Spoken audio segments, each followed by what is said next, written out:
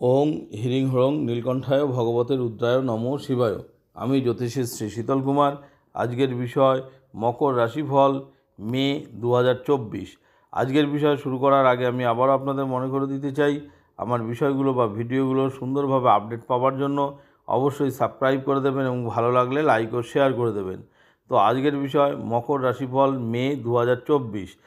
তো আমরা মকর রাশির জাতক বা জাতিকাদের সবার প্রথমে শরীর স্বাস্থ্য নিয়ে আলোচনা করব, তারপরে আমরা এডুকেশন বা পড়াশোনা পারপাসটা আলোচনা করব, তারপর প্রেম প্রণয়, দাম্পত্য রিলেশন, ব্যবসা বাণিজ্য, ভাগ্য, কর্ম বা চাকরি বাকরি, এই সমস্ত ব্যাপার নিয়ে আলোচনা করব।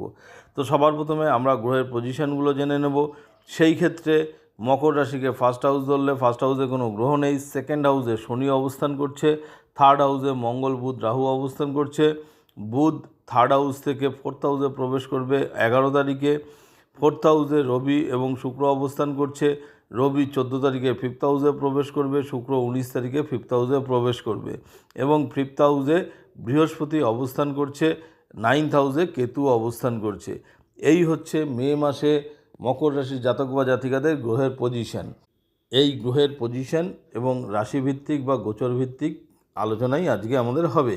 তো সেই ক্ষেত্রে সবার প্রথমে আমরা এই রাশির জাতক বা জাতিকাদের শরীর স্বাস্থ্য নিয়ে আলোচনা করব। তো মকর রাশির ক্ষেত্রে ফার্স্ট হাউসের লর্ডকে, ফার্স্ট হাউসের লর্ড শনি, সেই শনি সেকেন্ড হাউসে নিজস্ব ঘরে অবস্থান করছে এবং ফার্স্ট হাউসে দেখুন বৃহস্পতির দৃষ্টি কিন্তু পড়ছে। তো এই বৃহস্পতির দৃষ্টি কিন্তু অনেক শুভ। তো সেই দিক থেকে বলা যায় শরীর স্বাস্থ্য ওভারঅল কিন্তু ভালো থাকবে, সেরকম কোনো সমস্যা নেই। তবে ষষ্ঠপতি বুধ কিন্তু থার্ড হাউসে অবস্থান করছে এবং রাহু যুক্ত হয়ে। তো কখনো কখনো নার্ভের সমস্যা, যেমন ধরুন একটু শরীরের দুর্বল ভাব বা কখনো একটু স্কিনের সমস্যা, এই ধরনের একটু প্রবলেম আসতে পারে। তাছাড়া ওভারঅল কিন্তু শরীর স্বাস্থ্য ভালো থাকবে, সেরকম বড় কোনো সমস্যা নেই। তো এরপরে আমরা এই রাশির জাতক বা জাতিকাদের এডুকেশন ব্যাপারটা নিয়ে আলোচনা করব। সেই ক্ষেত্রে দেখুন ফিফথ হাউসের লর্ডকে, ফিফথ হাউসের লর্ড কিন্তু শুক্র, সেই শুক্র ফোর্থ হাউসে অবস্থান করছে এবং ফোর্থ হাউসের লর্ড মঙ্গল, সেই মঙ্গল কিন্তু থার্ড হাউসে রাহুযুক্ত হয়ে অবস্থান করছে। তো পড়াশোনার ক্ষেত্রে প্রথম দিকে একটু সমস্যা হতে পারে, স্পেশালি যারা বিলো 10 পড়াশোনা করছেন তাদের ক্ষেত্রেও, কারণ মঙ্গলের সঙ্গে রাহু যুক্ত হয়ে অঙ্গারক দোষ হয়েছে। কারণ আমরা ফোর্থ হাউস থেকে বিলো 10 পর্যন্ত পড়াশোনা কিন্তু দেখি। তো সেই ক্ষেত্রে পড়াশোনা হবে, কিন্তু মাঝে মধ্যে কিন্তু একটু প্রবলেম হতে পারে, যেমন ধরুন পড়াশোনায় মনোযোগ বসছে না। তো এই ধরনের একটু সমস্যা কিন্তু হতে পারে। তো কিন্তু 19 তারিখে যখন শুক্র ফিফথ হাউসে নিজস্ব ঘরে প্রবেশ করবে, সেই সময় থেকে কিন্তু এডুকেশন পারপাস ব্যাপারটা কিন্তু ভালো হবে। তো কোনো অ্যাডমিশান, কোনো পরীক্ষার ব্যাপার বা কোনো কিছু পড়াশোনা সংক্রান্ত ব্যাপারে কোনো যদি কাজকর্ম থাকে, আমি বলবো অবশ্যই 19 তারিখের পরে কিন্তু করলে ভালো রেজাল্ট আপনারা পাবেন। তো যাই হোক, এরপরে আমরা এই রাশির জাতক বা জাতিকাদের প্রেম প্রণয় সম্পর্কে আলোচনা করব।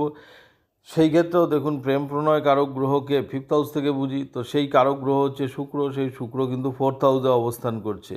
তো রবি যুক্ত হয়ে অবস্থান করছে এবং 19 তারিখে ফিফথ হাউসে সে প্রবেশ করবে। তার মানে 19 তারিখের থেকে কিন্তু প্রেম প্রণয়ের সম্পর্ক যথেষ্ট ভালো হবে, একে অপরের সাথে আন্ডারস্ট্যান্ডিং বন্ডিং কিন্তু ভালো হবে।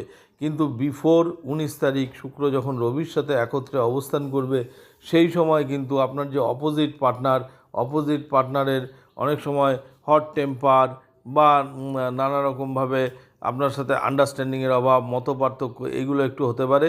কিন্তু 19 তারিখের পরে কিন্তু যথেষ্ট সম্পর্ক ভালো হবে। তো এরপরেই আমরা আলোচনা করব এই রাশির জাতক বা জাতিকাদের বৈবাহিক সম্পর্ক। সেই ক্ষেত্রে দেখুন আমরা বৈবাহিক সম্পর্ক সেভেন্থ হাউস থেকে বিচার করি। তো সেভেন্থ হাউসের লর্ড কিন্তু চন্দ্র, সেই চন্দ্র সোয়া দুদিন ধরে প্রত্যেকটা ঘরে অবস্থান করে। চন্দ্রের কিন্তু মাইন্ড সবসময়, চন্দ্র চঞ্চল গ্রহ, অর্থাৎ খুব দ্রুত কিন্তু মাইন্ড চেঞ্জ হয়।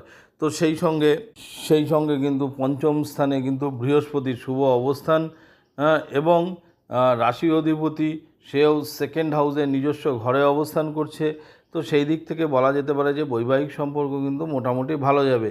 তার সঙ্গে মঙ্গলও কিন্তু থার্ড হাউসে অবস্থান করছে, যদিও বা রাহু যুক্ত হয়ে অবস্থান করছে।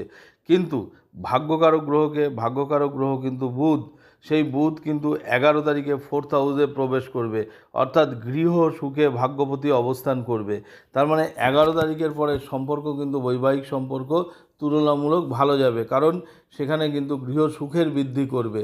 তবুও আপনার যে অপোজিট পার্টনারের কিন্তু একটু এই যে ঘন ঘন মাইন্ড সুইং হবে, তার জন্য কখনো কখনো আপনাদের মধ্যে আন্ডারস্ট্যান্ডিংয়ের অভাব হতে পারে, কখনো কখনো হালকা বিস্তার অল্প অল্প কিন্তু একটু মতভেদ হতে পারে, মত পার্থক্য হতে পারে।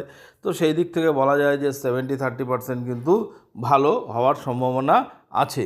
তো যাই হোক, এরপরে আমরা ব্যবসা বাণিজ্যর ব্যাপারটা আলোচনা করব। সেই ক্ষেত্রেও দেখুন, ব্যবসা বাণিজ্য কারক গ্রহ আমরা 7th হাউস থেকে বুঝি, সে হচ্ছে চন্দ্র। সেই চন্দ্র সোয়া দুদিন ধরে প্রত্যেকটা ঘরে অবস্থান করে। তার মানে অবশ্যই আপনার যে বিজনেস পার্টনার, সেই বিজনেস পার্টনারের কিন্তু দেখবেন যে এখন একটা কথা বলছে, পরক্ষণেই সেই কথা থেকে ঘুরে গিয়ে অন্য কথা বলছে। তো এই জন্য কিন্তু একটু অসুবিধা হতে পারে। কিন্তু ব্যবসা করতে গেলে কিন্তু ভাগ্য অবশ্যই লাগে। সেই ভাগ্যকারক গ্রহ বুধ প্রথম বিফোর 11 কিন্তু অবস্থান করছে 3rd হাউসে রাহুযুক্ত হয়ে। তার মানে এই সময় ব্যবসা বাণিজ্যের ক্ষেত্রে ভাগ্য অনেক সময় সাথ দেবে না, কিন্তু 11 তারিখে সে কিন্তু 4th হাউসে প্রবেশ করবে। তো 4th হাউসে যখন 11 তারিখে প্রবেশ করবে, অবশ্যই সেই সময় কিন্তু ভাগ্য সাথ দেবে। তার মানে ব্যবসার উন্নতি বা যে সমস্ত ক্ষেত্রে লাক লাগে, সেই সমস্ত ক্ষেত্রেও কিন্তু বুধ হেল্প করবে। অর্থাৎ 11 তারিখের পরে কিন্তু ডেলি ইনকামের বৃদ্ধি পাবে।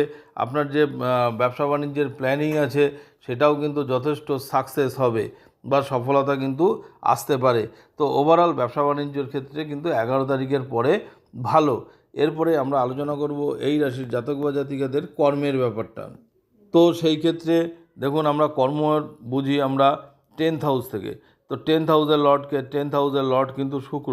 সেই শুক্র কোথায় অবস্থান করছে? সেই শুক্র কিন্তু 4th হাউসে অবস্থান করছে, যথেষ্ট শুভ। এবং 19 তারিখে সে কিন্তু 5th হাউসে প্রবেশ করবে। তো কর্মের ক্ষেত্রে কিন্তু আমি বলবো ওভারঅল পুরো মাসটাই কিন্তু ভালো, কারণ রবিও কিন্তু আপনার উচ্চস্থ হয়ে আছে এবং সে কিন্তু বিফোর 14 পর্যন্ত শুক্রের সঙ্গে কর্মপতির সঙ্গে কিন্তু একসাথে অবস্থান করবে এবং কর্মস্থানে কিন্তু রবি দৃষ্টি দিচ্ছে, কর্মস্থানে কিন্তু শুক্র নিজে দৃষ্টি দিচ্ছে। তো ওভারঅল কিন্তু কর্মক্ষেত্রে আপনার প্রমোশন হতে পারে, কর্মক্ষেত্রে আপনার আয় বৃদ্ধি হতে পারে, নতুন জব ক্রিয়েট হতে পারে। আপনারা যারা জব পাননি, সেই ক্ষেত্রেও কিন্তু আপনারা নতুন জব কিন্তু পেতে পারেন। ওভারঅল কর্মস্থান কিন্তু অত্যন্ত শুভ। এবং 19 তারিখে যখন কর্মকারক গ্রহ শুক্র সে 5th হাউসে প্রবেশ করবে, সেটাও কিন্তু শুক্রের নিজস্ব ঘর। তো যার জন্য 19 তারিখের পরেও কিন্তু কর্মের উন্নতি বা কর্মের শ্রীবৃদ্ধি কিন্তু হবে। তার সঙ্গে ভাগ্যকারক গ্রহ বুধ, সেই বুধ কিন্তু 11 তারিখে 4th হাউসে প্রবেশ করবে। তার মানে এই 11 তারিখ থেকে 19 তারিখের আগে পর্যন্ত কিন্তু শুক্র এবং বুধ একত্রে 4th হাউসে অবস্থান করবে এবং দশমে কিন্তু দৃষ্টি দেবে। তার মানে এই সময়টা, অর্থাৎ এই 11 তারিখ থেকে বিফোর 19 পর্যন্ত কিন্তু দারুণ সময়। কিন্তু অবশ্যই কর্মক্ষেত্রে আপনার এই সময় কিন্তু যদি প্রমোশনের ব্যাপার থাকে বা ভালো কিছু হওয়ার ব্যাপার থাকে, অবশ্যই কিন্তু হওয়ার সম্ভাবনা অনেক বেড়ে যায়। তো যাই হোক, তবে বুধটা কিন্তু আপনার নিচস্থ হয়ে আছে। তো এই কারণে অবশ্যই আপনারা কিন্তু বুধের বীজ মন্ত্র কিন্তু জপ করবেন। বুধের বীজ মন্ত্র জপ করলে সুফল কিন্তু আপনারা অবশ্যই পাবেন। তো যাই হোক, এটা বেসিক্যালি গোচরজনিত ফলাফল। আরও ভালো প্রেডিকশানের জন্য অবশ্যই আমাদের যে জন্ম সময় দিয়ে লগ্ন চার্ট তৈরি করা হয়, সেই লগ্ন চার্টটা ফলো করা দরকার এবং তার সময় বর্তমান সময় কোন গ্রহের দশা অন্তর্দশা চলছে সেটাও ফলো করা দরকার। এবং এই গোচরজনিত ফলাফল কম্বাইন করে যদি আমরা ফলাদেশ করি, সেই ফলাদেশ আরও ভালো হবে। তো যাই হোক, আমি আগেও বলেছি, আবারও বলছি, আমার বিষয়গুলো বা ভিডিওগুলো সুন্দরভাবে আপডেট পাওয়ার জন্য অবশ্যই সাবস্ক্রাইব করে দেবেন এবং ভালো লাগলে লাইক ও শেয়ার করে দেবেন। আবার আগামী দিনে নতুন ভিডিও নিয়ে আপনাদের সামনে উপস্থিত হব। ধন্যবাদ।